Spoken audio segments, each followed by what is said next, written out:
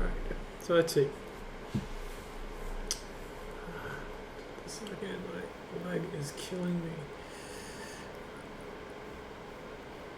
Alright, let's see. The American working class, friend or foe? Once again, this is a letter or something that Che Guevara had written in 1954. He was probably in Guatemala or traveling through Latin America at this time. This is before the revolution in Cuba.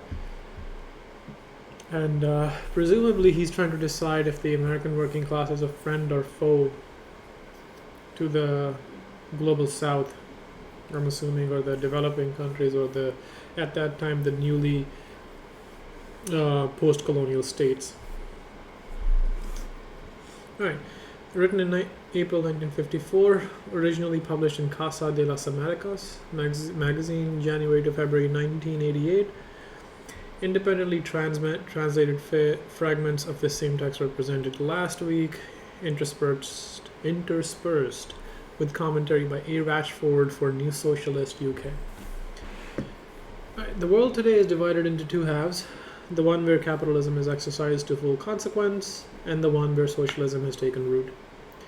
However, we cannot group all countries under a capitalist life system in one single bucket. There are marked differences amongst them. And he's saying where socialism has taken root, this was the socialist bloc, led obviously by Moscow in the USSR. So he's saying, yeah, there are two blocks. There's a capitalist bloc and the socialist bloc. Now this is before, I believe, the formation of the non-aligned movement. So there really are two blocks, and Cuba under Castro, Fidel, and Che stayed throughout, and I think to this day stays in the non-aligned movement. So the first paragraph, Che is saying there are two groups. One is socialist, one is capitalist, but not all capitalist countries have just like, they're not a monolith. Presumably not all socialist countries are a monolith. Let's see. There are colonial countries where the landowning class, allied with foreign capital, monopolizes the life of the community and keeps the nation backwards in order to serve its profit motive. This includes almost all the countries of Asia, Africa, and the Americas. There are a few in which capitalism has not transcended its own national boundaries, but where the meddling of foreign capital is not so dominant as to constitute a problem in need of immediate solution. This is a state in which we find one or two countries in Europe, with small bourgeoisie developed to the extreme. There is another interesting group of countries that are called the colonial imperialist or pre-imperialist, whose economy, without having fully taken on the characteristics of industrialized nations, begins to, under the auspices of dominant foreign capital, strive for the conquest of neighboring markets while still manifestly belonging to the colonial group. Such is the case of Argentina, Brazil, India, Egypt. A dominant feature of these countries is the propensity to form blocs over which they exercise certain leadership. Alright, so yeah, he's saying that there are colonial countries that is, where there is a comprador class, the class that of so-called ruling elite or people who are in the upper echelon of the countries, where they collude with foreign capital to really just exploit their own people, and while they're coming out of colonialism, where they have overthrown the shackles of colonialism, but they're still developing, I guess, is what he's saying, but they're also at the same time developing into pre-imperialist, colonial imperialist countries. So let's read this again. There are a few in which capitalism has not transcended its national boundaries. So he's saying that, first of all, within the colonial countries, there's not just a monolith as well. So he's really going for shades here. Then he's saying in these first three sentences, he's saying in post-colonial countries, the landowning class the comprador class is aligned with foreign capital and is really sucking the people dry, essentially.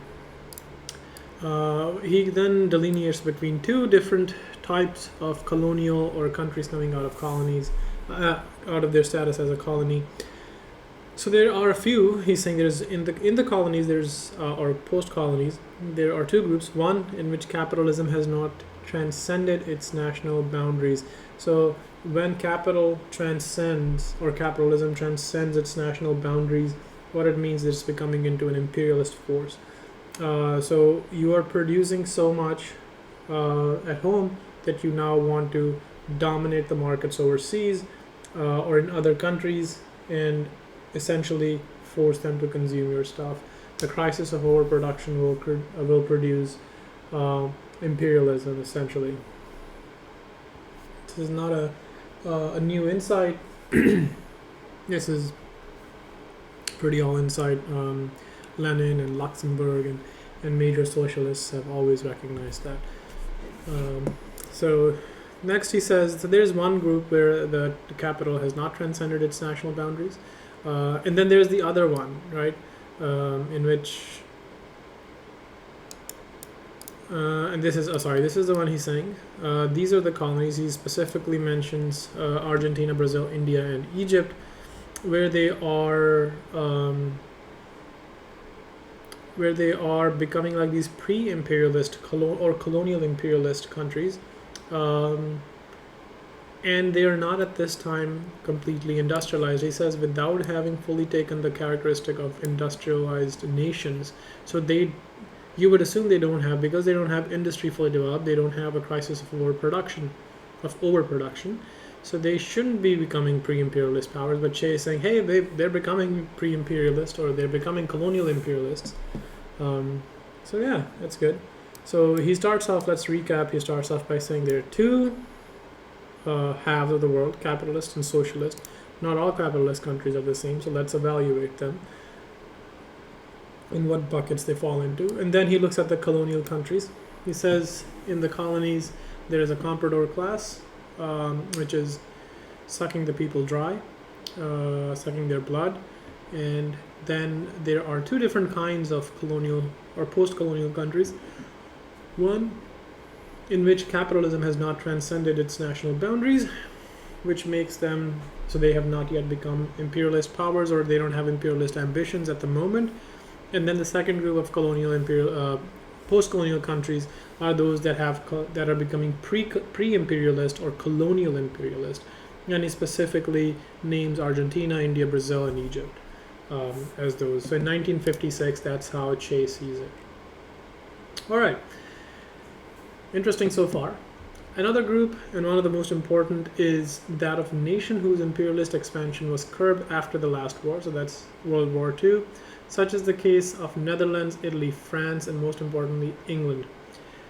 Although we are witnessing the dismemberment of the colossal English Empire, its leaders are still fighting for it. Naturally, they not only face the just yearning for freedom of the oppressed people, but also the predation of large North American capital interests, which precipitate crises in order to advance their own interests, e.g. Iran.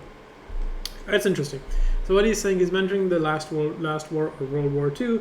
He's saying as a result of World War II, imperialist powers like Netherlands, France, and all these things are done. Netherlands, Italy, France, England, all of these are colonial powers. They're done as a result of World War II, and now there is a new empire essentially arising, the North American capital, and they precipitate crises in order to advance their own interest. And when he's talking about Iran,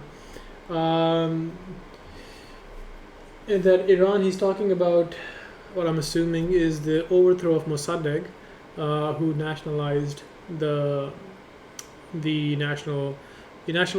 oil companies that were owned by British Petroleum or BP, and as a result of it, he was lucky enough to have be the recipient of the first successful coup of the CIA. Um, Sorry, just having a brain freeze.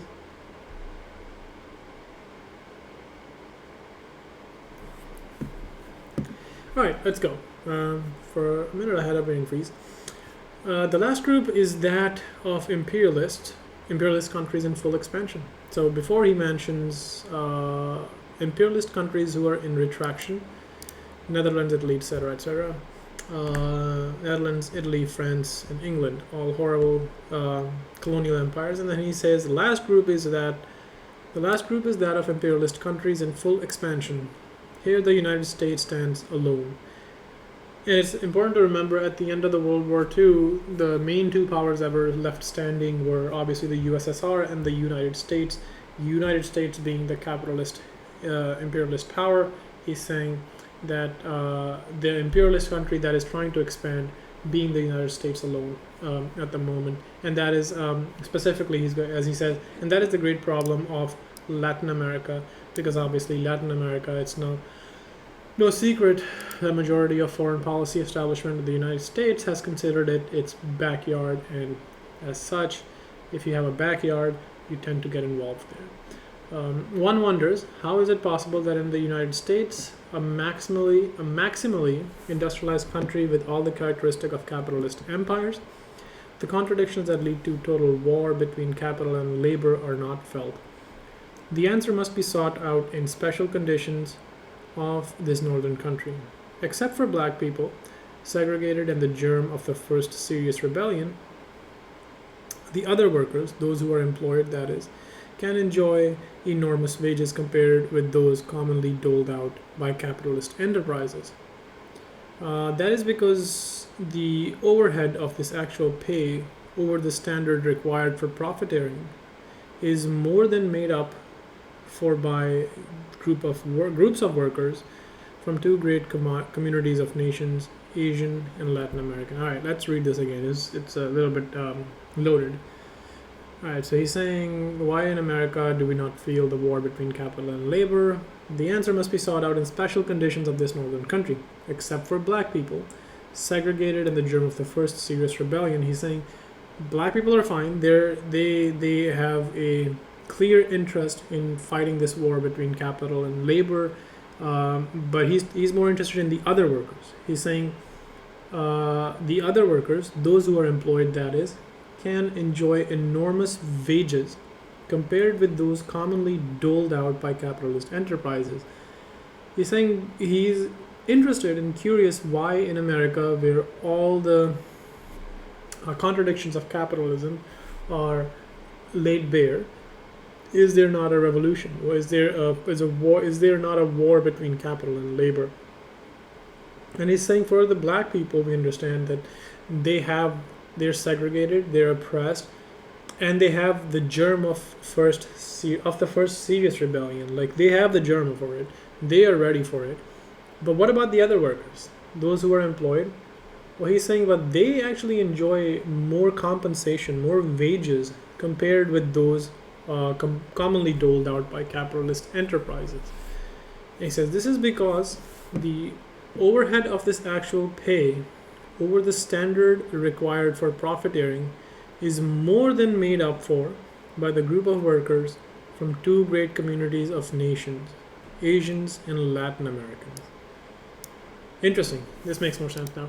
So he's saying the overhead of actually paying these workers, they're paying them much, and he's talking here specifically about white workers, because he's eliminated the black workers. He's saying they are ready for rebellion, but these other workers, and he works to it, he says they are paid more wages than you would typically expect them, and that has a way of just diminishing their interest in a revolution or fighting the war between capital and labor.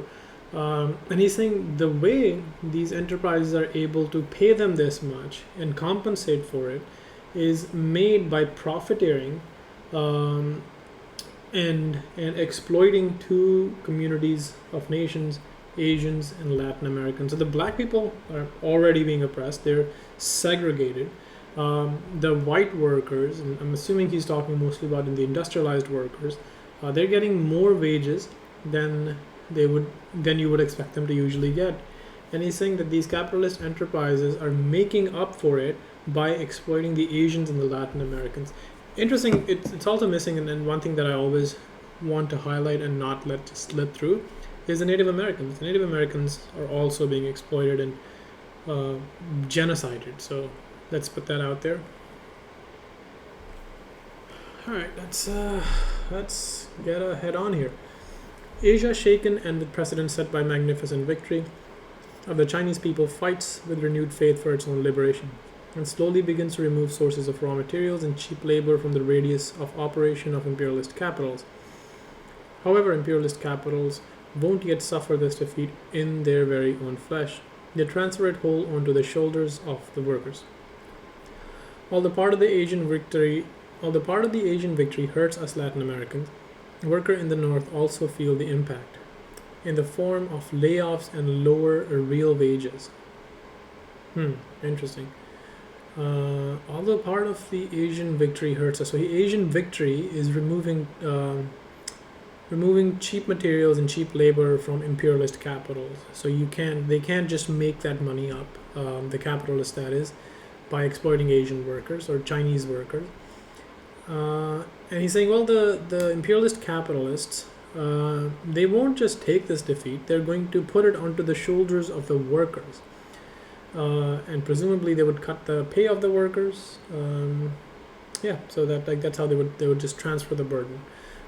Although part of the Asian victory hurts us Latin American, workers in the North also feel the impact. So he's saying even though we are hurt as Latin American workers because the Asians, he's talking about Chinese, they have taken away the free and the cheap labor from the imperialist capitalists. The capitalists are now trying to push that burden onto the workers. The workers being the Latin Americans, the black workers, the white workers as well. That's what he's talking about. Workers in the North also feel the impact in the form of layoffs and lower real wages. So you don't have cheap labor to exploit and cover that extra pay you were giving out to the workers, originally the white workers. Now because that is taken away, there is a lower margin of profit. So that now means that it is then pushed onto the workers in form of layoffs and real wages. A mass completely lacking in political culture cannot grasp evil beyond immediate first impression. And staring at them directly is the triumph of communist barbarism over democracies. Staring at them directly. Okay. A warlike reaction is logical but difficult to realize. Asia is very distant and has many people willing to die for the ideal of sovereignty. The American petty bourgeoisie, wielding serious political power, won't allow even a significant minority of its children to meet their death in a foreign land.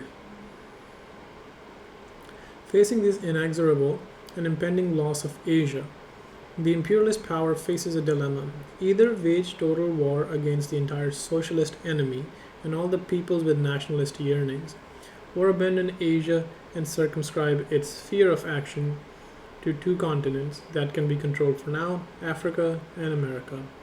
The latter option, of course, entails small limited wars, enabling it to maintain its arms industry without loss of life. It will always find traitorous rulers ready to sacrifice their land for a few crumbs of masters' leftovers. Right, interesting paragraph. A lot packed here. So he's saying the Chinese revolution has happened. The Chinese people are now taking away their cheap labor, their cheap resources, and they're reasserting sovereignty. The capitalists are, as a result, facing reduced profits, and they're pushing it onto their workers in forms of layoffs and lower real wages. And he's saying that these workers in America, he says, a mass completely lacking in political culture cannot grasp evil beyond immediate first impressions. And staring at them directly is the triumph of communist barbarism over democracies. And he's saying, well, as a result of this reduction in profit and this increased nationalist yearnings and sovereignty of the peoples in Asia, He said that as a result of it, the imperialist powers are faced with one of the two options. One is to go to war against all the socialist people, that is USSR and China, or to then continue to exploit Africa and the America, and that's Latin America, and that is historically we know what the imperialist countries would do. They would exploit these countries to the max, and Asia as well. Like, let's not forget Indonesia. What happens there? The massacre of the Communist Party of Indonesia. All right, the United States fears total war. It cannot, and that's total war with the USSR. That's the atomic bomb, or the nuclear holocaust. It cannot unleash an atomic barrage because the reprisals would be terrible at this time, and in an orthodox war, they would lose all of Europe in an instant. This was a great fear of almost every president in the Cold War. Asia would fall completely within a short time as well. It's also true. Against this backdrop, the United States is more inclined to defend its position in America and recent ones in Africa. Each of these two continents has a different outlook. While the US domination of Latin America is complete and cannot be interfered with, in Africa it only possesses small territorial patches and exercises control mainly through subsidiary nations spread out throughout the continent. This is why nationalism is tolerated and even stoked by the United States. With the steady waning of traditional European empires, it sees its own imperial reach extending.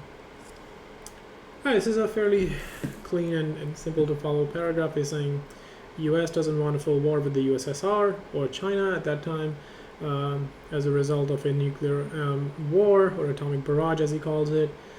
Europe would be gone, Asia would be gone. The US is then left with its positions in the Americas and Africa. The Americas being its backyard is easier to manipulate, but in Africa it only possesses small territorial patches, which is also true. With the steady waning of the traditional European empires, it sees its own imperial reach extending. The United States sees a way to extend its reach, and yeah, the U.S. presidents, especially JFK, was very careful in doing this because he did not want to be called a new form of colonialism. So it was like a 3D or 5D chess that they were in their mind playing, trying to avoid being called the new colonizers. Now, any such true nationalist sentiment would lead the peoples of Latin America to try to emancipate themselves from the oppressors, i.e., monopoly capital. But the larger share of the owners of this capital live in the United States and has enormous influence on the decisions of government of that country. The composition of its government and its connection with the most important companies owned by those individuals is the key to understanding the political behavior of our northern neighbors. In these uncertain times, with the United States at the helm of the portion of the world they have declared free, they cannot attack and interfere in any country unless there is a powerful motive. But this motive has already been invented and is being enkindled by them: international communism. So that's like the big boogeyman, is like international communism. This hackneyed trope, or tired trope, serves for the moment to excuse modern propaganda operating at maximum effectiveness in the organized spread of falsehood. Later, perhaps it will justify economic intervention, and then why not armed intervention? Oh, this is amazing. This is fairly simple to follow. He's saying, well, the biggest threat to the Latin American people is monopoly capital. The owners of that capital live in the United States, and because they're rich, they exert overwhelming influence over the government. Easy to follow. I don't think it requires us to really extend imagination to follow this. He's saying in these uncertain times, the monopoly capitalist and their influence in the government has created a boogeyman, international communism. And right now, at that time in 1956, and this is probably before the coup of Guatemala, where Jacobo Arbenz was overthrown by the CIA.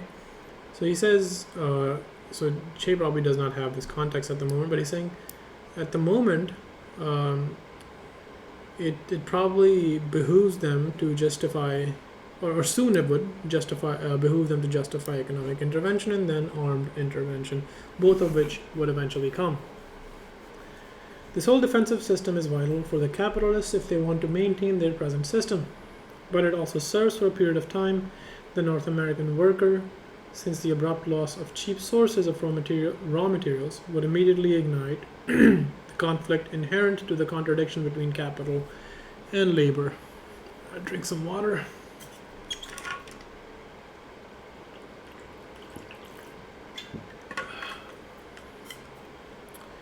All right, let's read that again. This whole defensive system is vital for the capitalists if they want to maintain their present system, but it also serves, so it's good for the capitalists, but it also serves for a period of time the North American worker, since the abrupt loss of cheap labor or cheap sources of raw material would immediately ignite the conflict inherent to the contradiction between capital and labor. So long as it is incapable of taking over the sources of production, this result would be disastrous to it. That is the American worker. So as long as he's saying the American worker is capable of taking over the sources of production or seize the means of production, this result, that is the loss of cheap raw material, would be disastrous to the American worker. I insist that we cannot demand that the working class of the North look past its own nose. Okay? It would be useless to try to explain from afar, with the press totally in the hands of big capital, that the process of internal decomposition of capitalism can only be deferred for a while longer, but never stopped by the totalitarian measures taken towards maintaining Latin America in a colonial state. Okay, this is amazing. Let's read this again. It would be useless to try to explain from afar, with the press totally in the hands of big capital, that the process of internal decomposition of capitalism can only be deferred for a while longer, but never stopped by the totalitarian measures taken towards maintaining Latin America in a colonial state. And if we try to draw like a Venn diagram of the so-called golden era of capitalism, that's post World War II, maybe to like the end of Reagan era. That is a time when Latin America is constantly being messed with by its neighbors in the north. So he's right. He's saying you can slow the decomposition of capitalism by maintaining Latin America in a colonial state, but you can't stop it. Like, it's eventually going to decompose, and since then we have seen the further decomposition of capitalism throughout the 90s and the 2000s, and like various crashes and the reduction in the overall standard of life, and like all the measures that would make people's lives bearable just going down, taking a jump off the cliff. Right? So the reaction to a certain extent logical of the working class will be to support the United States, rallying behind any given slogan, as anti-communism happens to be in this case. On the other hand, it should not be forgotten that the function of the workers' unions in the United States is rather to serve as a buffer between the two forces in conflict and to surreptitiously sap the revolutionary power of the masses. He's completely correct here. A lot of the unions in the United States post-World War II were business unions. They were people who were trying to mediate the conflict, and that's what he's talking about here. Two forces in conflict he's talking about is capital and labor, and the unions are trying to mediate that conflict. And in doing so, they're sapping the revolutionary potential of the masses. All right. Given this background, with the American reality being what it is not difficult to suppose what will be the attitude of the working class of the North American country when the problem of the abrupt loss of markets and sources of cheap raw material is definitely posed.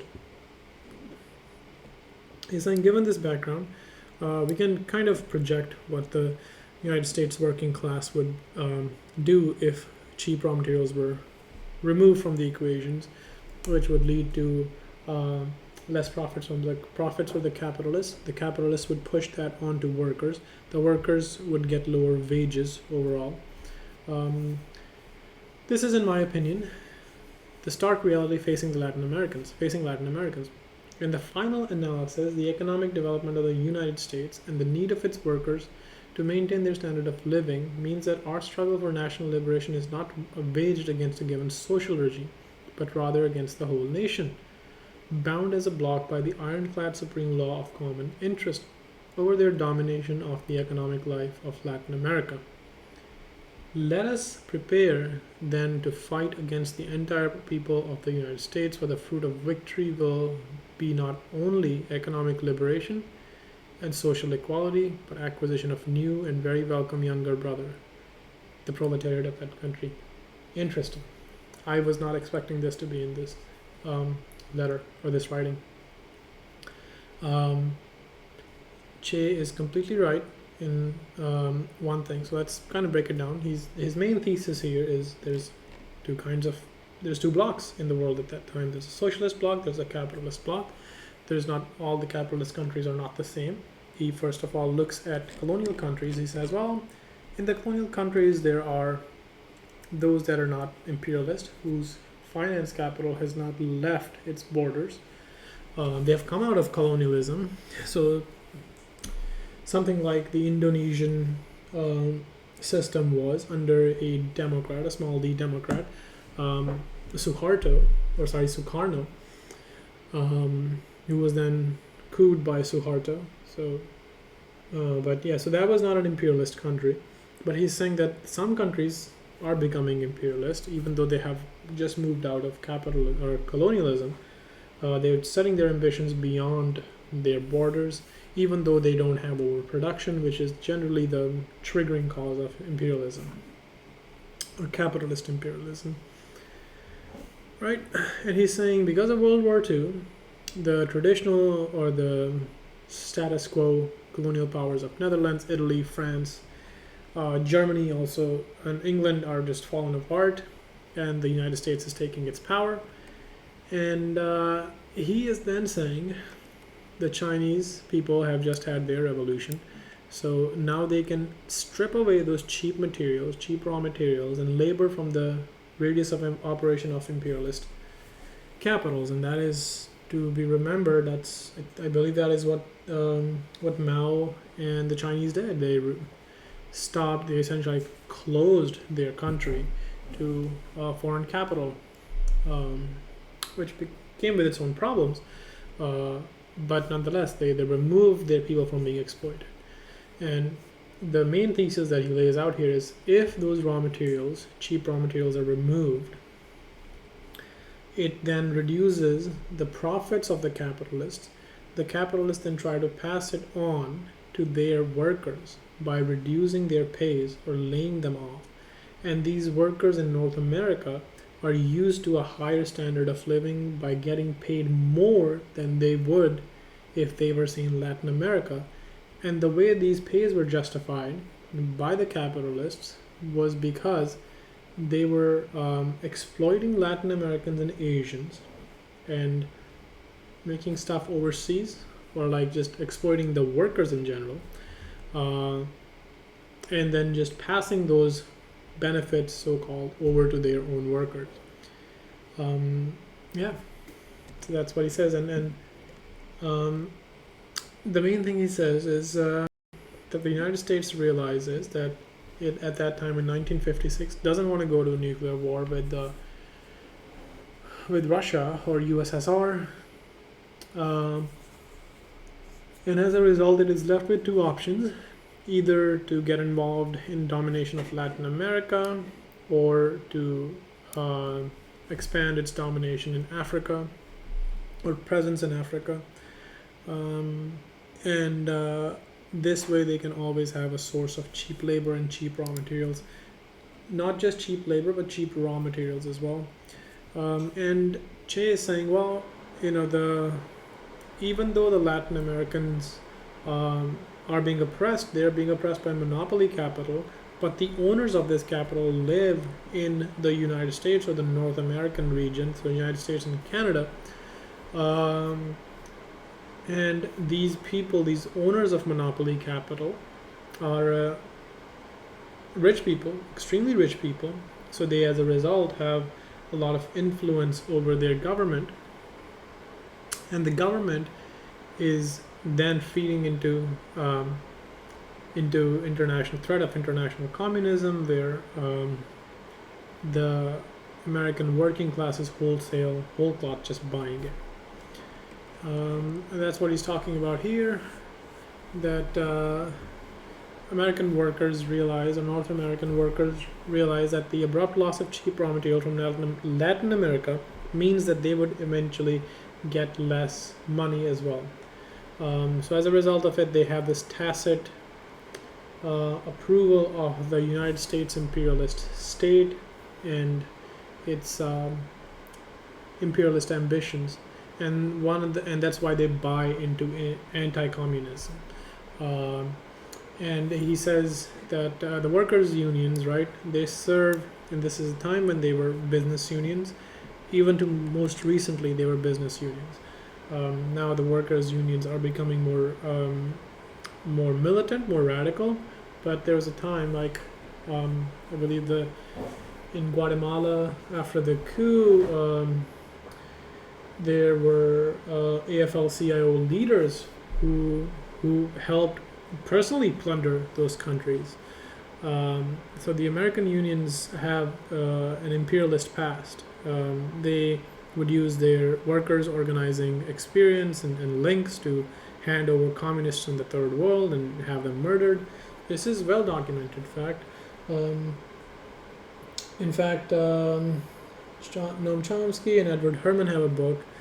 I'll look up the name. I believe it is like the Third World. Let's see. Chomsky, Herman,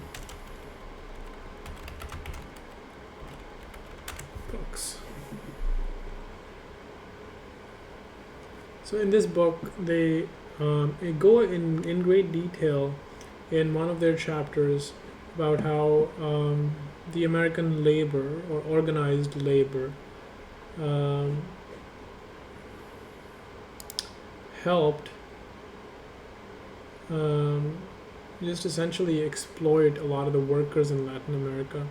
The Washington Connection, right? So the Washington Connection and the Third World Fascism, the political economy of human rights. In this is a really thick book. This is, I listened to it in an audiobook form, but in this entire thing that Che is laying out, he's not being some loon. He's not being a conspiracy theorist. He's really just putting it out there. And if you want to look into more details, highly recommend Chomsky and Herman's book, The Washington Connection and Third World Fascism, where they go into much more detail into how the